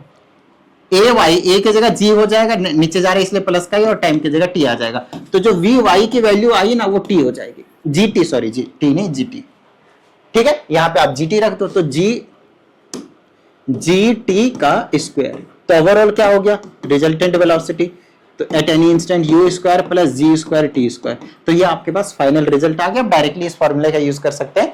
वैसे इसका डेरिवेशन कम चांस है देने के, बट फिर भी मैंने आपको करवा दिया बेहतरीन तरीके से। आई होप आप सभी को समझ में आया होगा, है ना। आपको मैंने 5 चीजों के बारे में बताया था और वो मैंने 5 चीजें यहाँ पे आपको समझाया। जो जो चीजें हमने आपको यहाँ पे समझाया है ना, वही सारी चीजें हम आपको समझाने वाले हैं एंगुलर प्रोजेक्शन में। सारी चीजें सेम होने वाली, तो अब टाइम नहीं लगेगा, ध्यान से समझना। एंगुलर प्रोजेक्शन बहुत ज्यादा इंपॉर्टेंट है और उसको हमें टाइम नहीं लगाएंगे, ध्यान समझना, टाइम नहीं लगेगा। क्यों? क्योंकि ये चीजें हमने आपको सारी चीजें समझा दिया है। और जो बच्चे डायरेक्टली सिर्फ एंगुलर देखने के लिए आ रहे होंगे, उनको शायद समझ में ना आए, तो उसकी गारंटी नहीं ले सकता मैं। आओ तो एंगुलर प्रोजेक्शन हम शुरू करते हैं। अब हमने आपको बता ही दिया था कि हॉरिजॉन्टल और एंगुलर दोनों चीजें हम कवर करने वाले हैं, तो चलो भाई शुरू कर चुके हैं हम एंगुलर प्रोजेक्शन। तो सबसे पहले हम एंगुलर प्रोजेक्शन में क्या करेंगे भाई, एंगुलर प्रोजेक्शन में आओ समझते हैं। एंगुलर प्रोजेक्शन में टेडिंग और टेडिंग कर देंगे। अब इसमें क्या होता है, एंगुलर प्रोजेक्शन में हम क्या करते हैं, मानकर चलते हैं ये ग्राउंड भी है, कहीं भी हो, तो इसको हम किसी एंगल पे किसी भी ऑब्जेक्ट को क्या कर रहे हैं, प्रोजेक्ट कर रहे हैं। किसी एंगल पे हम किसी ऑब्जेक्ट को क्या कर रहे हैं, प्रोजेक्ट कर रहे हैं। तो इस तरह से हमने एक ऑब्जेक्ट को क्या किया, प्रोजेक्ट किया। एक ऑब्जेक्ट को प्रोजेक्ट किया, कितने वेलोसिटी से किया है, तो भाई यू वेलोसिटी से किया। इनिशियल वेलोसिटी हमने क्या दिया, यू, वहां पे भी यू दिया था, बस वहां पे हॉरिजॉन्टली प्रोजेक्ट किया था, यहाँ पे किसी पर्टिकुलर एंगल पे, और वो एंगल क्या है मेरे पास, थीटा है, मानना पड़ेगा थीटा, है ना, क्योंकि बाद में हम इसको चेंज कर करके कई चीजें पढ़ेंगे, तो फिलहाल हम उसको मानेंगे थीटा, क्योंकि हम पहले तो डेरिवेशन करने वाले हैं ना, ध्यान रहे। हो सकता है हॉरिजॉन्टल वाले जो आप समझे हो अभी तक उसमें से ना आए पेपर में, लेकिन ये एंगुलर वाले में से गारंटी की आएगा, इस चीज का ध्यान रहे। उसके भी चांसेस है बट थोड़ा सा कम है as compare to this topic angular projection. तो एंगुलर प्रोजेक्शन सबसे ज्यादा इंपॉर्टेंट है, इसको नहीं छोड़ना है बाबू, अच्छे से करना है, ठीक है। चलो अच्छा, आप ध्यान से समझिएगा। क्या कभी आप लोगों ने किसी एंगल पे किसी ऑब्जेक्ट को फेंका है, किसी एंगल पे किसी ऑब्जेक्ट को फेंका क्या, बताओ मुझे। ऐसे करके, ऐसे, जैसे गुलेल वलेल नहीं मारते थे, ऐसे करके, गुलेल तो ऐसे मारते थे, वो भी एंगल पे ही जाता था, लेकिन ऐसे करके जो जाते थे ऐसे, जैसे जेवलिन थ्रो हो गया, तो जेवलिन थ्रो को जब हम फेंकते हैं तो कुछ इसी तरह का नहीं जाता। अगर आप कभी नोटिस करो ना जेवलिन थ्रो को, तो आपको पता चलेगा कि उसका जो पाथ होता है, उसका जो आपके पास पाथ होता है, वो कुछ इस तरह से फॉलो करता है, इस तरह से, यहां से जाता है और ऐसे जाता है। बोलो हाँ या नहीं, बता दो मुझे, ये वाला पाथ फॉलो करता है या नहीं करता है, बस इतनी सी बात कंफर्म कर दो बाबू, इतनी सी बात कंफर्म कर दो, है ना, जाता है भाई। आप कितना भी कुछ कर लो, यही वाला पाथ फॉलो करेगा। और आपको बता दें ये जो पाथ है वो क्या है मेरे पास, ये मेरे पास पैराबोलिक पाथ है। कौन सा पाथ है, पैराबोलिक।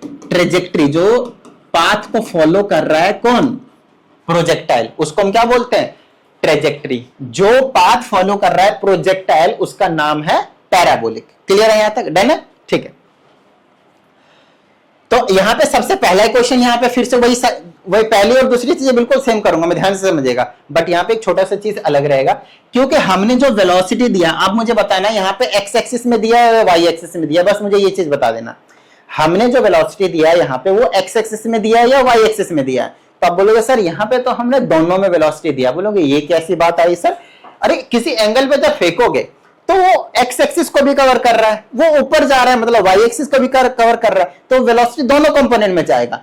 और यहीं पे बात आती है रिजोल्यूशन ऑफ कंपोनेंट, जो हमने आपको लास्ट वाली वीडियो में सिखाया था कि अगर कोई रिजल्टेंट चीज ये है, जैसे यू ही लिया, यही की बात करते हैं, और वो एंगल थीटा पे है, तो आपको मैंने क्या बताया था, डेरिवेशन भी समझाया था मैंने आप लोगों को कि एक्स डायरेक्शन में यू के साथ कॉस थीटा आ जाएगा, और जिसके साथ थीटा नहीं है, इस वाले के साथ थीटा है तो यू के साथ कॉस थीटा, और जिसके साथ नहीं है उसके साथ साइन थीटा।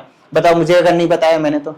पिछले वाली वीडियो को क्लियर करके रखा कीजिए अच्छे से, बेहतरीन तरीके से समझ के, तो यहाँ पे दिक्कत नहीं होगी। तो आप बोलोगे सर एक्स डायरेक्शन में जो वेलोसिटी आएगी यू एक्स, वो यू कॉस थीटा आएगी, बोलो हाँ या नहीं।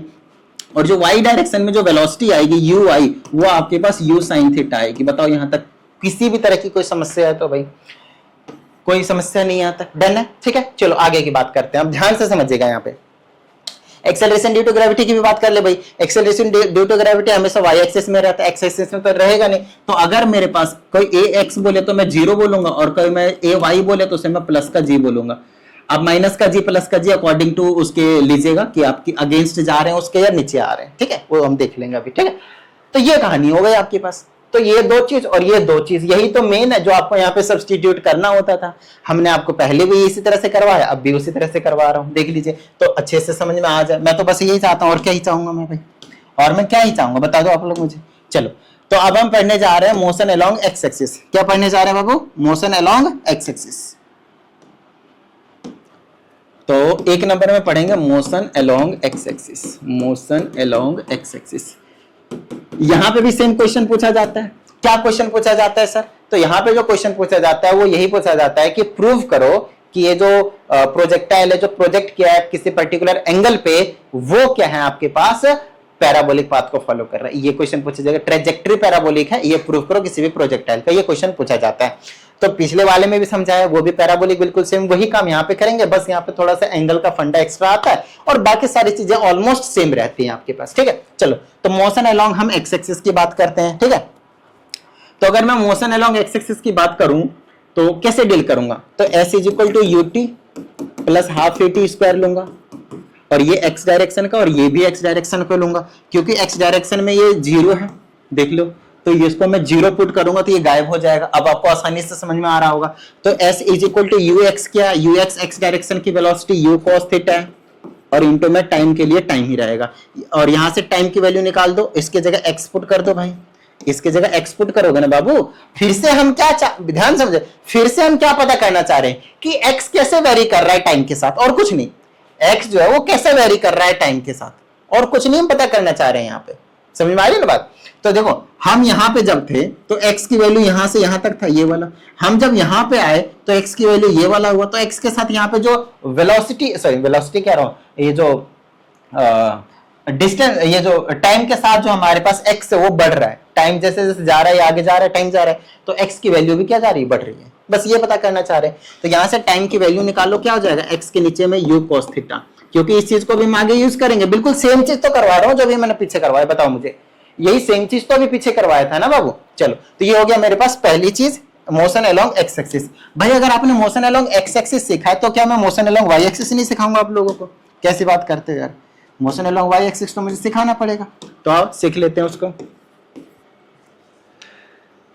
Motion along y axis, motion along y axis. यहाँ थोड़ा सा इक्वेशन जो लंबा होगा, घबराना नहीं है लंबे से, आपको मैंने पहले से बता रखा है कि बिल्कुल आपको कॉन्सेप्ट क्लियर रखना है, छोटी छोटी चीजें बस डन है। आपको पता है यहाँ पे आप क्या यूज करोगे, s is equal to u t plus half a t square, है ना। ये हम y लेंगे, ये भी हम y लेंगे। अब तो आपको समझ में आ रहा होगा, अभी मैंने आपको समझा दिया कि x की जगह तो y यूज करेंगे, कोई दिक्कत नहीं, डिस्टेंस है y वाला। uy आपको पता है यहाँ पे 0 नहीं होगा, u साइन थीटा होगा। पीछे वाले में 0 लिया था क्योंकि हमने वेलोसिटी सिर्फ x डायरेक्शन में दिया था, बट यहाँ पे दोनों डायरेक्शन का u साइन थीटा आपको बता दिया था। यहाँ पे टाइम का टाइम रखेगा, प्लस में हाफ का हाफ रहेगा। बोलो कोई दिक्कत यहाँ तक? हाफ का हाफ ही रखेंगे ना बाबू, ठीक है। इनटू में g की वैल्यू क्या होगी, सॉरी g की वैल्यू करो, ay की वैल्यू क्या होगी, g होगी, है ना। ऊपर तो जा रहा है, देख लो आप अच्छे से, यहाँ पे भाई ऐसे करके ऊपर जा रहा है और अगेंस्ट जा रहा है, अगेंस्ट जा रहा है तो माइनस का जी लेंगे। ये चीज हम आपको क्लियर करवा चुके हैं ऑलरेडी, माइनस जी लेंगे, और इनटू में टाइम का स्क्वायर। क्या यहां तक किसी भी तरह की कोई समस्या है तो वो बता दो। और ये वाली जो चीज है ना टाइम की वैल्यू, मैं अभी यहाँ पे सब्सटीट्यूट करने वाला हूं और यहाँ पे भी सब्सटीट्यूट करने वाला हूं, तो अच्छे से समझ लीजिएगा। x upon you cos theta मैं यहाँ पे रखने जा रहा हूँ फ्रॉम इक्वेशन नंबर 1, ठीक है।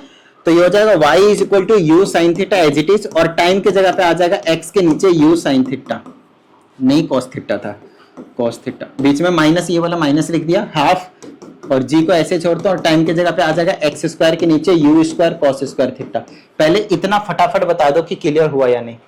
डन है यहाँ तक। यहाँ पे आप देखेंगे u से u कैंसिल हो जाएगा तो y इज इक्वल टू बचेगा x, और साइन अपॉन कॉस tan होता है, अगर आप लोगों को पता हो तो x tan थीटा बच गया, माइनस का यहाँ पे बच गया मेरे पास एक्स स्क्वायर के नीचे साथ में g भी है, इसको मैं कुछ ऐसे लिख रहा हूँ, ध्यान समझिएगा, g अपॉन में 2u square cos square theta और साथ में इंटू में एक्स स्क्वायर। मैंने ऐसा क्यों लिखा समझाता हूँ तो y is equal to x tan theta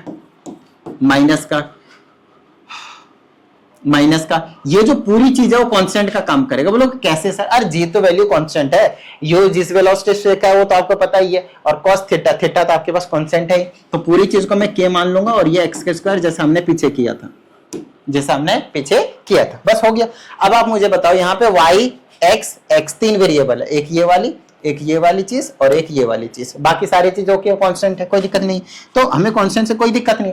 यहाँ पे आप वेरिएबल के बीच में x और y के बीच में बस ये रिलेशन देख लो कि पावर 1 है, 2 है, 3 है, 4 है, कितना है। पावर 2 होता है पैराबोलिक पाथ फॉलो करेगा, काम खत्म हो गया। बोलेगा सर 1 भी तो लीनियर से हमें कोई फर्क नहीं पड़ेगा, हाईएस्ट पावर की बात करते हैं, तो यहाँ पे ज्यादा पावर क्या 2 है, तो यहाँ से फिर से आ गया ना पैराबोलिक पाथ, तो यहाँ पे फिर से आप लिख दोगे hence the trajectory of the projectile is parabolic. कोई प्रॉब्लम भाई? डन, क्लियर है। आई होप आप सभी को समझ में आ गया। यहाँ पे हमने आपको दो चीजें जो क्लियर करवा दिया, साथ साथ में लिख लिया कीजिएगा, नहीं तो पॉज वगैरह करके लिख लीजिएगा। मैं थोड़ा सा साइड हो जाता हूँ। ये चीज है आपके पास, कर लेंगे आप लोग, बताइए मुझे फटाफट। कोई समस्या नहीं आएगी भाई? कोई समस्या नहीं आएगी ना? चलो भाई, तो आगे चलते हैं। जिस तरह से पीछे में करवाया था, पहला पार्ट, दूसरा पार्ट, तीसरा पार्ट टाइम ऑफ फ्लाइट था, तो आओ टाइम ऑफ फ्लाइट सिखा देते हैं हम। टाइम ऑफ फ्लाइट, तीसरी चीज आपके पास आ जाएगी time of flight.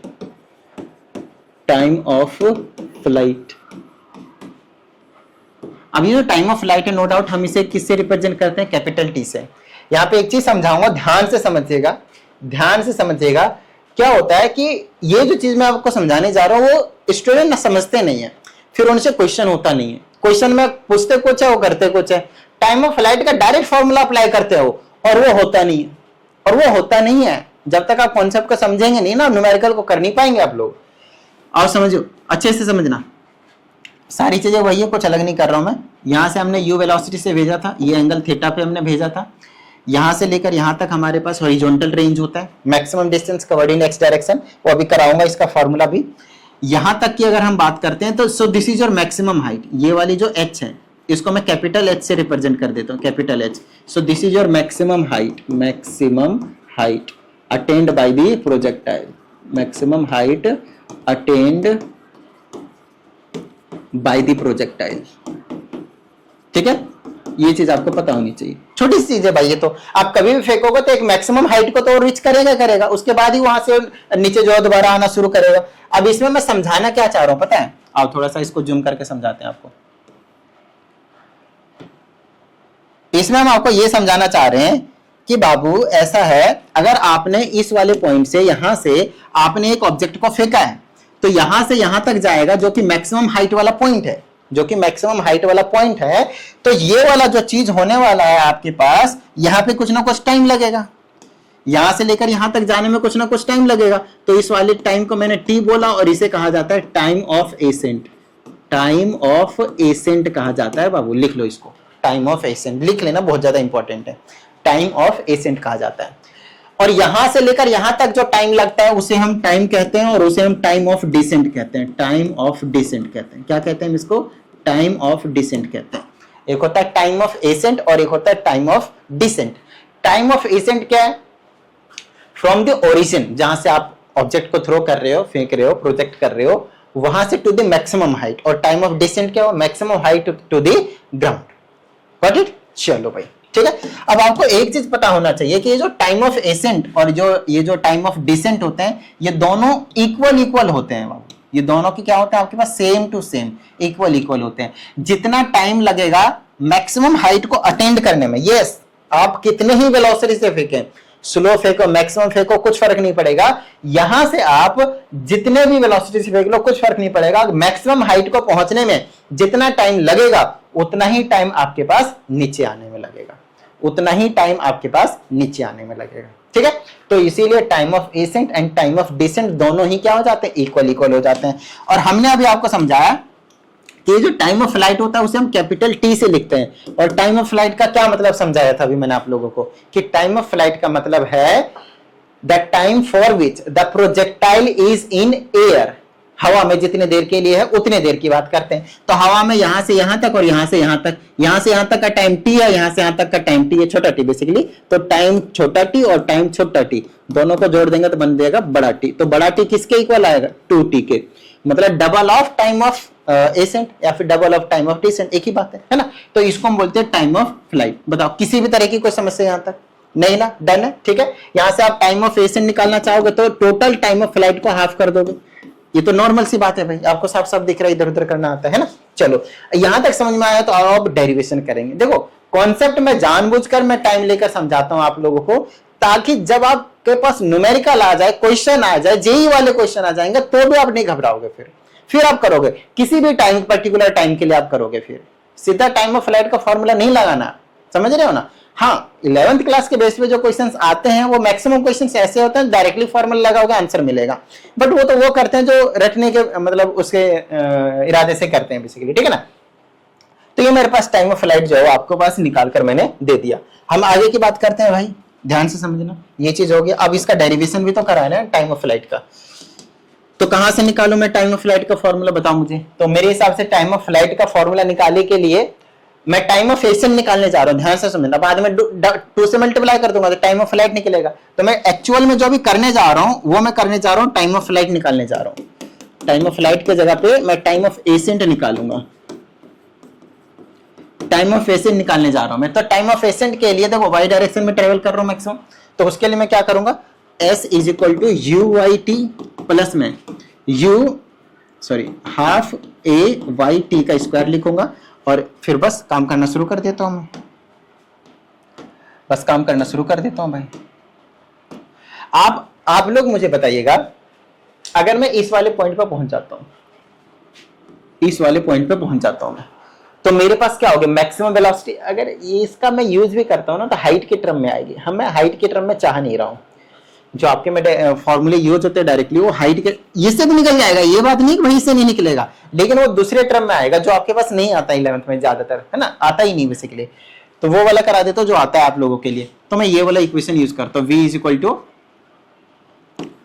Equal to u plus a t, u plus, अरे भाई u प्लस ए टी, और यहाँ पे u y डायरेक्शन का और a भी y डायरेक्शन का, y डायरेक्शन का, और v भी y डायरेक्शन का।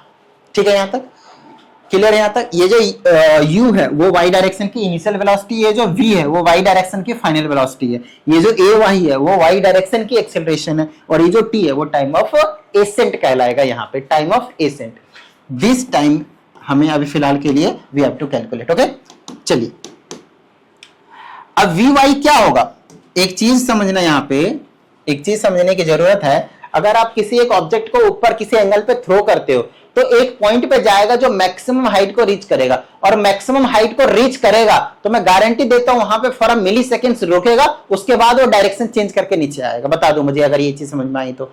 अगर आप किसी भी ऑब्जेक्ट को नीचे से थ्रो करते हैं बिल्कुल ऊपर तक जाएगा, वहां पे फॉर अ मिली सेकेंड वो रुकेगा और उसके बाद वो वहां से नीचे जो है वो आना शुरू करेगा, है ना।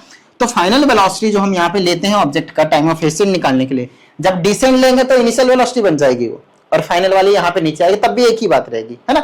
चलो तो इसके जगह आप 0 ले लोगे, is equal to u y की जगह आपको पता है यू साइन थीटा भी बताया था मैंने आप लोगों को, जी की जगह आपको पता है माइनस जी लेंगे क्योंकि अगेंस्ट ग्रेविटी की बात कर रहे हैं, और टाइम ऑफ फ्लाइट आपको निकालना है, सॉरी टाइम ऑफ एसेंट आपको निकालना है।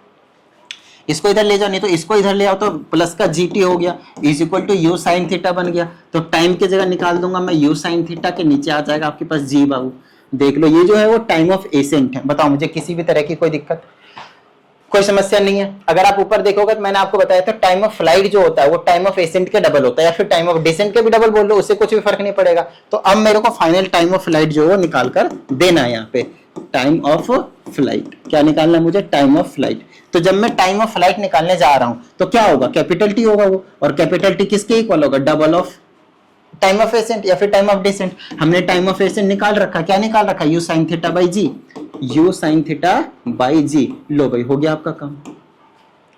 यही आपके पास टाइम ऑफ फ्लाइट का फॉर्मूला, यही है आपके पास टाइम ऑफ फ्लाइट का फॉर्मूला। कोई समस्या आपको नहीं होनी चाहिए। डन है आता है, ठीक है। चले आगे आ जाओ। अगली चीज है, चौथी चीज शायद है ना। अब हमारे पास हॉरिजॉन्टल रेंज, क्या है हमारे पास हॉरिजॉन्टल रेंज। अब हम आपको सिखाने जा रहे हैं हॉरिजॉन्टल रेंज। हॉरिजॉन्टल रेंज का क्या मतलब था, अभी समझाया था पिछले वाले में। हॉरिजॉन्टल रेंज का क्या मतलब था बाबू, बता दो फटाफट। तो सर हॉरिजॉन्टल रेंज का मतलब था maximum distance covered in x direction. Maximum distance covered in x direction मतलब यहां से लेकर यहां तक जो डिस्टेंस होगा उसे हम हॉरिजॉन्टल रेंज के नाम से जानेंगे। तो ये है क्या, एक्स डायरेक्शन वाला ही तो था। तो लगा दो भाई x is equal to u t, x direction का t plus half a x direction का t का स्क्वायर। तो यहाँ पे एक्स डायरेक्शन के लिए मैं हॉरिजॉन्टल रेंज के लिए r यूज कर लेता हूँ, यू एक्स के जगह पे यू कॉस थीटा यूज कर लेता हूँ। टाइम के जगह कैपिटल टी रखोगे टाइम ऑफ फ्लाइट, क्योंकि यहां से जब यहां तक बॉडी आ जाएगी आपकी, कोई प्रोजेक्टाइल आ जाएगा तो 100% टाइम ऑफ फ्लाइट होगा भाई। टाइम ऑफ एसेंट के लिए तो इतना ही है, इसी वाले पॉइंट तक है ना। तो टाइम ऑफ फ्लाइट के लिए कैपिटल टी रखेंगे। एक्स आपको बता रखा है 0 है भाई, तो इसको तो गायब भी कर दो, तो आगे कुछ लिखने की जरूरत नहीं है। तो यहां से हमें हॉरिजॉन्टल रेंज निकालना था। अच्छा एक बात बताना मुझे, क्या मैंने आप लोगों को टाइम ऑफ फ्लाइट निकाल कर दिया नहीं है पीछे, ये वाला 2u sin थीटा बाई जी। तो भाई लाकर पटक दो ना, यहाँ पे क्या समस्या है, लिख दो यहाँ पे 2u sin थीटा बाई जी, ठीक है। तो ये हो जाएगा horizontal range is equal to, अब यहाँ पे एक छोटा सा फॉर्मूला यूज हो रहा है, ध्यान से समझिएगा। ये वाला 2, ये वाला sin थीटा और ये वाला cos थीटा, आगे पीछे भी लिखोगे इसको इसको तीनों को, येलो वाले को, तो कोई समस्या नहीं है उससे, ठीक है ना। इस वाले बॉक्सेस में जो अभी मैंने बनाए आगे पीछे लिखोगे तो कोई दिक्कत नहीं है। आप लोगों ने मेरी ट्रिग्नोमेट्री वाली जो मैथमेटिकल टूल वाली वीडियो देखी होगी, चाहे आप बायो के स्टूडेंट है, मैंने वहां पे करवाया हुआ है कि जो जो हमें फिजिक्स में जरूरत पड़ेगी वो सारी चीजें हमने आपको करवाया हुआ है। तो 2 sin theta into cos theta जो आपको देखने को मिलेगा। बताओ भाई कोई समस्या। तो इसको इसको इसको मैं क्या लिख दूंगा, sin 2 थीटा, और ये u और u क्या हो जाएगा, u का स्क्वायर, और नीचे क्या हो जाएगा मेरे पास g हो जाएगा। ये जो मैंने आपको निकाल कर समझाया दिखाया, ये मेरे पास क्या है, इसे हम हॉरिजॉन्टल रेंज के नाम से जानते हैं। इसे हम क्या बोलते हैं बाबू, हॉरिजॉन्टल रेंज। बता दो मुझे, अगर कोई समस्या है यहाँ तक तो बताओ भाई, ठीक है। यहाँ तक डन है। चलो एक लास्ट चीज आपके पास यहाँ पे बच जाती है, जिसे हम बोलते हैं मैक्सिमम हाइट, जिसे हम क्या बोलते हैं, मैक्सिमम हाइट। आओ समझाते हैं। देखो एक चीज और बता दूं, मैं जो भी इक्वेशन यूज कर रहा हूं, थर्ड इक्वेशन ऑफ मोशन, जरूरी नहीं है कि भाई उसी से सॉल्व होगा, जरूरी नहीं कि उसी से आप सॉल्व करोगे। दूसरे तीसरे पहले इनको कोई अलग टीचर अलग इक्वेशन ऑफ मोशन से करवा सकता है। तो ये मतलब भड़क उठना कि सर आप गलत करा रहे हो, या फिर उस टीचर को आप बोल दो कि आप गलत करवा रहे हो, नहीं। आपको समझना पड़ेगा कंसेप्ट। अगर आपके क्लियर होंगे ना तो कोई टीचर से कितना ही अलग मेथड से कराए आपको समझ में आएगा। बस आपको ये समझना है कि जो ये सर करवा रहे हैं क्या वो चीज सही है या नहीं, क्या वो रूल्स को फॉलो कर रहे हैं या नहीं, बस इतना आपको समझ में आना चाहिए। मेथड अलग है उससे फर्क नहीं पड़ता, मतलब दूसरे क्वेश्चन का भी यूज कर रहे हैं तो भी फर्क नहीं पड़ता। तो ये हो गया मेरे पास मैक्सिमम हाइट, हमें जो है वो निकालना है। अब की बात, अगर हम मैक्सिमम हाइट की बात करते हैं तो मैक्सिमम हाइट का क्या मतलब है, मैक्सिमम हाइट का क्या मतलब है बाबू बताओ मुझे। तो मैक्सिमम हाइट का मतलब है कि एक जो बॉडी है वो यहां पे पहुंचेगी तो कितना हाइट को कवर करेगा, ये वाली हाइट, कैपिटल एच मैंने लिख दिया मैक्सिमम हाइट। यही तो अब आपको कैलकुलेट करना है। तो हमने इनिशियल वेलोसिटी यू दिया हुआ है, यहाँ पे हमने थीटा लिखा हुआ है। तो बताओ मैक्सिमम अगर हाइट है तो कौन सा इक्वेशन यूज करोगे, नो डाउट वाई डायरेक्शन वाला। तो वाई डायरेक्शन वाला यूज कर लो भाई। तो हमें पता है s is equal to u y t होगा और प्लस में हाफ ए वाई टी और साथ में टी का स्क्वायर होगा।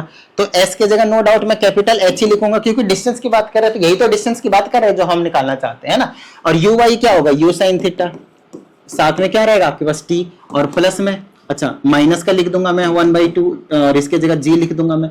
समझ में नहीं आ रहा ना ये क्या कर रहा हूं मैं, समझ में नहीं आ रहा ये मैं क्या कर रहा हूं। तो माइनस क्यों लिखा, क्योंकि जी अगेंस्ट ग्रेविटी की बात कर रहे हैं, 1/2 का ऐसे रख दिया और टाइम का टाइम रख दिया। अब यहाँ पे जो टाइम है वो बताना मुझे कौन सा रहेगा, टाइम ऑफ एसेंट रहेगा, टाइम ऑफ डिसेंट रहेगा, या फिर टाइम ऑफ फ्लाइट रहेगा, इन तीनों में से बताना। चलो अभी कमेंट करो, मैं बाद में देख लूंगा। अभी फटाफट पहले कमेंट करके बताओ कि यहाँ पे जो मैं टी लिखने वाला हूं वो कौन सा टाइम होगा।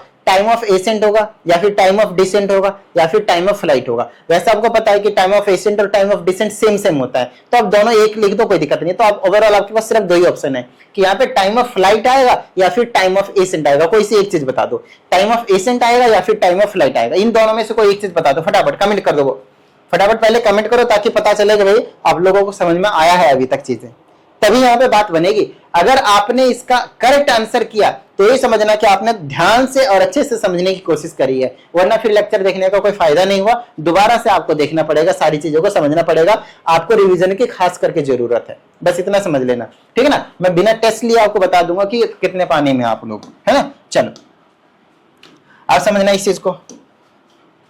अब जैसे कि यहाँ पे अब ये जो टी है, पहली चीज मैं छोटा वाला यूज कर रहा हूं, तो आपको पता है ये टाइम ऑफ एसेंट या फिर टाइम ऑफ डिसेंट के लिए यूज होता है। दूसरी चीज मैं छोटे वाले से नहीं, रिप्रेजेंटेशन का क्या, मैं इसको पी से रिप्रेजेंट कर देता भाई, लेकिन समझना है कि मुझे यहां से यहीं तक जाना है और यहीं तक जाना है मेरे को, तो भाई ये तो टाइम ऑफ एसेंट होता है, तो यहाँ पे टी छोटा वाला किसके लिए यूज होगा, टाइम ऑफ एसेंट के लिए यूज होगा। क्या समस्या कोई भाई नहीं ना। अब मुझे बताना, क्या आपने टाइम ऑफ एसेंट जो है वो नहीं निकाला हुआ है, टाइम ऑफ एसेंट आपने नहीं निकाला हुआ है। बोलोगे सर निकाला हुआ ना, ये देखो छोटा टी, टाइम ऑफ एसेंट ही तो निकलवाया था मैंने आप लोगों से, बताओ मुझे, स्पेसिफाई कर दिया था मैंने चीजों को कि मैंने पहले टाइम ऑफ एसेंट ही निकाल रहा हूं, तो पटक दो ना भाई लाकर यहाँ पे। तो यह जगह यू साइन थीटा का ऐसे छोड़ो, इसके जगह क्या रख दो, यू कॉस थीटा था, नहीं यू साइन थीटा ही था, यू साइन थीटा बाई जी था। देखो मैं ना फॉर्मूला याद रखता नहीं हूँ, सही बताऊं तो मैं इतनी बार करवा चुका हूं ये वाले डेरिवेशन ऑफलाइन में, ऑनलाइन में तो शायद पहली बार ही करा रहा हूं मेरे हिसाब से, लेकिन ऑफलाइन में इतनी बार करवा चुका हूं मैं, लेकिन मेरे फॉर्मूले याद नहीं रहते, बताओ भाई कोई बात नहीं। चलो तो हाँ कुछ सेकंड ही लगते हैं बेसिकली ड्राइव करने में, तो कोई दिक्कत वाली बात नहीं है। तो माइनस का 1/2 यहीं छोड़ दूंगा, जी को यहीं छोड़ दूंगा और साथ में टी का स्क्वायर। टी का स्क्वायर का मतलब समझ रहे हो आप लोग, टी का स्क्वायर का मतलब समझ रहे हो आप लोग। तो टी की वैल्यू आपको पटक दो यहाँ पे मल्टीप्लाई में, यही वाली चीज, तो ये हो जाएगा you square sine square theta और साथ में रहेगा आपके पास जी का स्क्वायर। इसी का स्क्वायर कर दिया ना, यहाँ पे टाइम का स्क्वायर था। अब थोड़ा सा इसको सॉल्व करते हैं।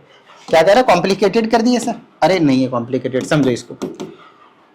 यहाँ पे क्या कर सकते हैं, यू स्क्वायर बना लेगा और साइन स्क्वायर थीटा बना लेगा और नीचे में आपके पास जी है, बीच में -1/2 है, एक जी से आप एक जी को उड़ा सकते हो और फिर मेरे पास वही चीज बच गई, 1 u square sine square theta by G. अब इसको कैसे सॉल्व करेंगे ना, बड़ी छोटी सी चीज है ये चीज, ये जो छोटी छोटी चीजें होती है ना हमें थोड़ी सी समझने के लिए मतलब मजबूर करते हैं।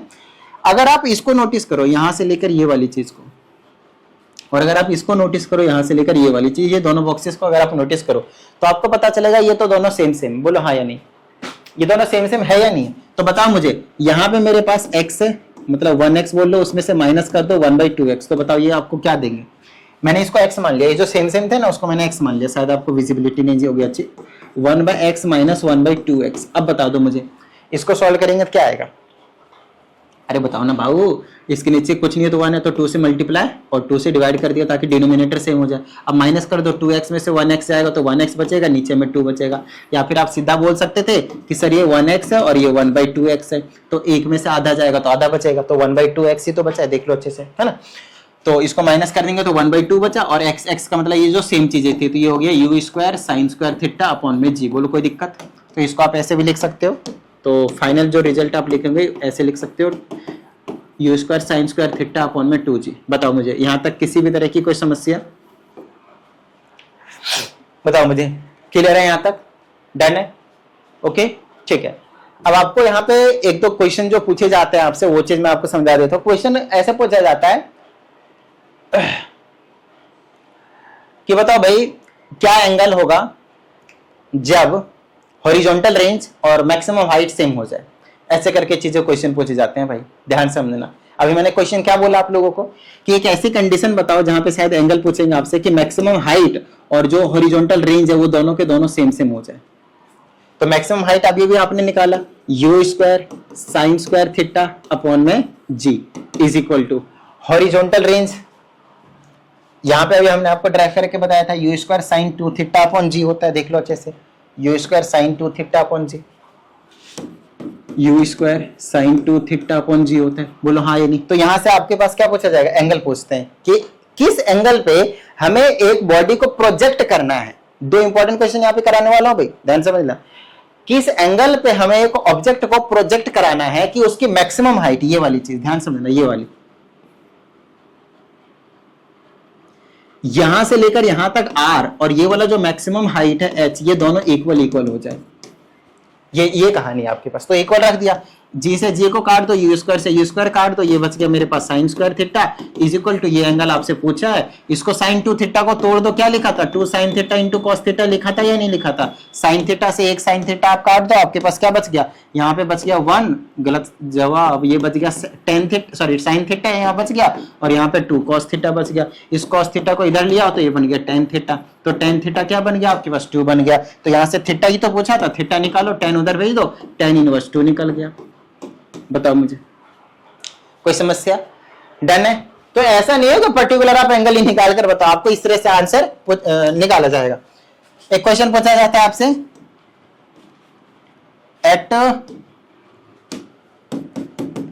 At what angle projectile should be projected, projectile should be projected so that it covers maximum horizontal range। ये क्वेश्चन है आपके पास, horizontal range, ठीक है, ये क्वेश्चन आपसे पूछा जाता है। तो ये चीज आपको बहुत ही बेहतरीन तरीके से समझ में आना चाहिए। तो सबसे पहले हम हॉरिजॉन्टल रेंज का फॉर्मूला लिख लेंगे। तो हॉरिजॉन्टल रेंज का फॉर्मूला क्या था, u square sine 2 theta upon G, यही था ना भाई। आपको जैसे मैंने बताया मुझे फॉर्मूले याद नहीं रहते हैं तो भाई मैं बार बार देख लेता हूँ, कोई दिक्कत नहीं है मेरे को क्या है, आप लोग याद रखो भाई, u square sine 2 theta upon G, u square sine 2 theta upon G. अरे सही लिख दिया, अरे सही लिख दिया। आओ अब इसको समझने की कोशिश करते हैं। कहता है कि मैक्सिमम चाहिए मेरे को, मैक्सिमम। तो देखो यू और जी तो आपके पास फिक्स रहेगा, यू और जी तो फिक्स रहेगा आपके पास। जो मेन चेंजेस लाएगा ना, चेंज लाएगा वो साइन 2 थीटा आएगा कि एंगल क्या होना चाहिए। तो इसकी मैक्सिमम और मिनिमम वैल्यू आपको पता होनी चाहिए, मैक्सिमम और मिनिमम वैल्यू आपको पता होनी चाहिए। मैक्सिमम वैल्यू साइन थीटा की कितनी होती है पता है, साइन थीटा की वैल्यू जो मैक्सिमम होती है वो 1 होती है और जो मिनिमम होती है वो -1 होती है। 1 से ग्रेटर हो सकता है, -1 से ग्रेटर होगा और 1 से लेस होगा, -1 के इक्वल भी हो सकता है और 1 के इक्वल भी हो सकता है। आपको ट्रिग्नोमेट्री अगर पढ़ा है तो आपको पता होगा, ये बहुत ज्यादा इंपॉर्टेंट चीज होती है। साइन थीटा की जगह अगर कॉस थीटा भी आ जाए तो सेम कंडीशन होती है, ठीक है। चलिए अब बात आती है कि साइन के एंगल में अगर मैंने 2 रख दिया तो क्या यहाँ पे बार बार 2 हो जाएगा, नहीं बाबू, उससे कुछ भी फर्क नहीं पड़ेगा। Still it's minimum value is -1 and the maximum value is 1। अगर हम हॉरिजॉन्टल रेंज को मैक्सिमम चाहते हैं, मैक्सिमम भाई, माइनस मिनिमम का आपसे पूछेंगे भी नहीं, क्योंकि मिनिमम का मतलब वो नेगेटिव हो जाएगा और नेगेटिव हॉरिजॉन्टल रेंज हो नहीं सकता, है ना, समझ रहे हो। तो हमेशा आपसे क्वेश्चन जो पूछेगा वो मैक्सिमम का पूछेगा, और अगर मेरे को मैक्सिमम का पूछेगा तो मुझे साइन 2 थीटा की वैल्यू मैक्सिमम कितनी होगी 1। तो बस आपको इसकी वैल्यू बतानी कि साइन 2 थीटा की वैल्यू कितनी होगी 1। साइन 2 थीटा की मैक्सिमम वैल्यू कितनी होनी चाहिए 1 होनी चाहिए। तो यहाँ पे आप क्या लिखोगे 1 लिखोगे। तो साइन 2 थीटा की वैल्यू अगर मैक्सिमम है तो आप मुझे बताना साइन 2 थीटा, साइन की वैल्यू कब होती है 1। सुना है कभी साइन 90 की वैल्यू, बोलो हाँ या नहीं, π/2 सुना होगा 90। तो यहाँ से साइन साइन एंगल को कंपेयर करोगे तो 2 theta is equal to 90 degree हो गया और यहाँ से थीटा कितना आ गया 45 डिग्री हो गया। तो जो आपका एंगल होना चाहिए 45 डिग्री का होना चाहिए। यहाँ पे 45 रखोगे तो 45 2 90, साइन 90 की वैल्यू 1, अपने आप ये गायब हो जाएगा, सिर्फ ये वैल्यू निकल कर आएगी और वो वैल्यू आपके पास मैक्सिमम हॉरिजॉन्टल रेंज होने वाला है। बता दो मुझे अगर कोई समस्या है तो यहाँ तक, एक छोटी सी भी समस्या हो तो भाई बता देना, कोई दिक्कत वाली बात नहीं है। अगर बड़ी समस्या भी हो तो उसके लिए भी आप क्या कर सकते हो, व्हाट्सएप कर देना अपने डाउट्स को, ठीक है। आपके डाउट्स को मैं देख लूंगा, उसकी टेंशन मत लीजिएगा। और अगर आप लोगों को पर्सनल ऑनलाइन क्लास की नीड हो तो उसके लिए भी आप इसी नंबर पे कांटेक्ट कर सकते हैं। तो उम्मीद करते हैं इस वीडियो में सभी चीजें आप लोगों को क्लियर हो गए होंगे, बेसिकली प्रोजेक्टाइल मोशन से रिलेटेड। और भी अगर कोई क्वेरी हो तो उस आप इस नंबर से कर सकते हैं डील। चलिए मिलते हैं अगली वीडियो में, प्रैक्टिस करते रहिएगा। जय हिंद।